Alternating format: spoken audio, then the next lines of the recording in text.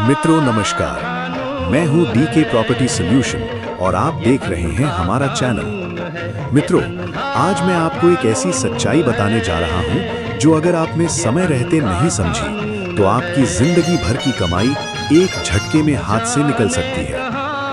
आज बिहार में लगातार भूमि सुधार को लेकर सरकार की कवायद चल रही है। कभी अभियान, कभी महाअभियान, कभी परिमार्जन, कभी दाखिल खारिज और आज विशेष भूमि सर्वेक्षण।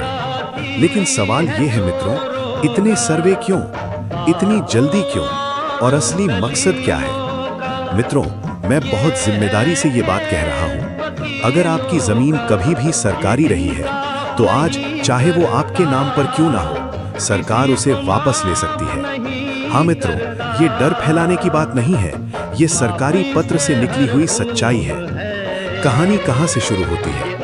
आपको याद होगा, बिहार में पहला कैडेस्ट्रल सर्वे 1890 से 1920 के बीच हुआ था। यही सर्वे जमीन का मूल दस्तावेज माना जाता है। यही तय करता है कि जमीन सरकारी है, गैर मजरूआ है, बकास्त है, खास महल है, कैसरे हिंद है।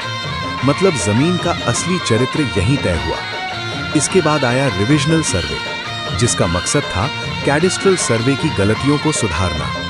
लेकिन मित्रों, आज जो हालात सामने आ रहे हैं वो ये बताते हैं कि सरकार अब रिविजनल सर्वे को भी मानने को तैयार नहीं है। असल बमशेल यही है। मित्रों, 3 फरवरी 2026 को राजस्व एवं भूमि सुधार विभाग के प्रधान सचिव श्री C.K. अनिल ने बिहार के सभी जिलाधिकारियों को एक बहुत महत्वपूर्ण पत्र भेजा है। पत्र का सीधा मतलब सुनिए ध्यान से। अगर कैडेस्ट्रल सर्वे में जमीन सरकारी थी और बाद में रिविजनल सर्वे में वो निजी हो गई तो रिविजनल सर्वे मान्य नहीं होगा। जमीन आज भी सरकारी ही मानी जाएगी। बचने का सिर्फ एक ही रास्ता। मित्रों, सरकार सिर्फ एक ही स्थिति में आपकी जमीन मानेगी। अगर किसी समाहर्ता यानी डीएम ने सरकारी शक्ति का उपयोग करके आपको जमीन बंदोबस्त में दी हो और उसका प्रमाण सरकारी अभिलेख में मौजूद हो, अगर कागज सरकार के पास नहीं है तो समझ लीजिए जमीन भी आपकी नहीं रही। यही सबसे बड़ा अन्याय है मित्रों। आप सब जानते हैं सरकार के पास खुद पुराने रिकॉर्ड की कितनी कमी है। तो सोचिए, अगर डीएम ने आपको वैध रूप से जमीन दी लेकिन सरकार ने उसका रिकॉर्ड संभाल कर नहीं रखा, तो गलती किसकी, सजा किसे मिलेगी? जवाब आम आदमी को।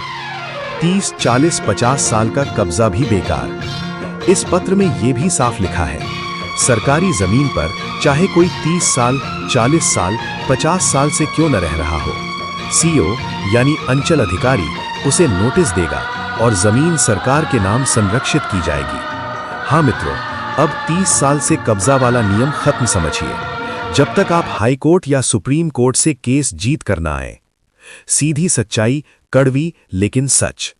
मित्रों, इस पत्र का सार बिल्कुल साफ है।